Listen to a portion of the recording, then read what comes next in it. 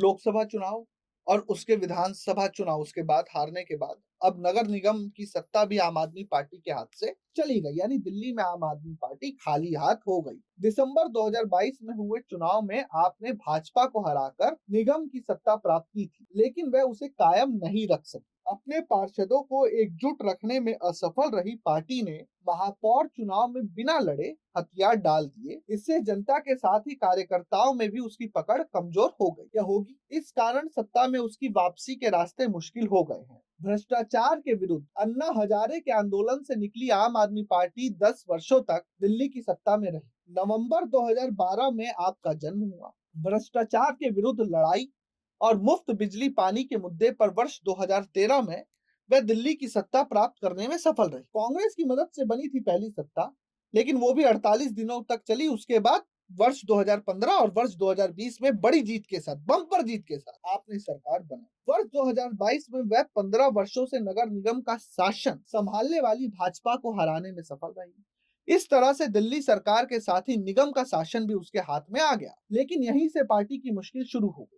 भ्रष्टाचार के विरुद्ध लड़ाई का वादा कर सत्ता में आने वाली आप सरकार पर शराब घोटाले सहित कई गंभीर आरोप लगे। पार्टी के मुखिया व तत्कालीन मुख्यमंत्री अरविंद केजरीवाल सहित कई मंत्री व नेता जेल गए। केजरीवाल पर नियमों का उल्लंघन कर मुख्यमंत्री आवास के नवीनीकरण पर करोड़ों रुपए खर्च करने का आरोप लगा। भाजपा ने मुख्यमंत्री आवास को शीश महल का नाम देकर उन्हें कटघरे में खड़ा किया। इससे पार्टी की छवि खराब हुई। यही कारण है कि वर्ष 2019 के लोकसभा चुनाव में कांग्रेस का साथ समझौता करने के बाद भी पार्टी का प्रदर्शन खराब रहा। एक भी सीट पार्टी नहीं जीत सकी। विधानसभा चुनाव में भाजपा ने आप सरकार व नेताओं पर लगे भ्रष्टाचार व शीश महल के मुद्दे को आक्रामक ढंग से उठाया। आप सरकार के मुफ्त बिजली पानी की योजनाओं को भाजपा ने जारी रखने की घोषणा कर उसके वोट बैंक को अपने साथ जोड़ने में सफल रही। इस तरह से भाजपा ने दिल्ली की सत्ता से बाहर करने के साथ ही उससे मुफ्त बिजली पानी का मुद्दा भी छीन लिया।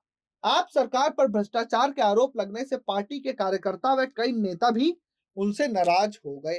विधानसभा चुनाव से पहले कई विधायक ने पार्टी छोड़ दी। पार्षदों को भी एकजुट रखने में आप नेतृत्व असफल रहा। यही कारण है कि निगम के 250 में से 134 वार्डों में जीत प्राप्त करने वाली पार्टी के पास मात्र 113 पार्षद रह गए। महापौर चुनाव में अपनी संभावित हार को देखते हुए उसने चुनाव नहीं लड़ने का निर्णय लिया। इससे कार्यकर्ताओं में निराशा है और आने वाले दिनों में पार्टी की परेशानी और बढ़ेगी। उसके लिए अपनी खोई जमीन पाना आसान नहीं रह गया है। Bureau report, प्रजाहित।